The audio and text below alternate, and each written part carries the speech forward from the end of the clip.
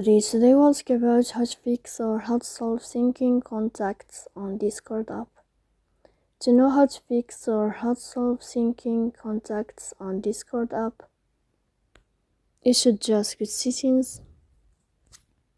Here you can click on apps, default apps, app settings. Then you can click on Discord and you will enter. Here you can go to first stop and you can click OK. Then you will enter to the window of storage. Here you can click clear cache. Don't click clear data because that can cause you errors in your app. And in the end you can go to Play Store. You can click in this plus sign if you find here update. So please don't forget to support us by like and subscribe.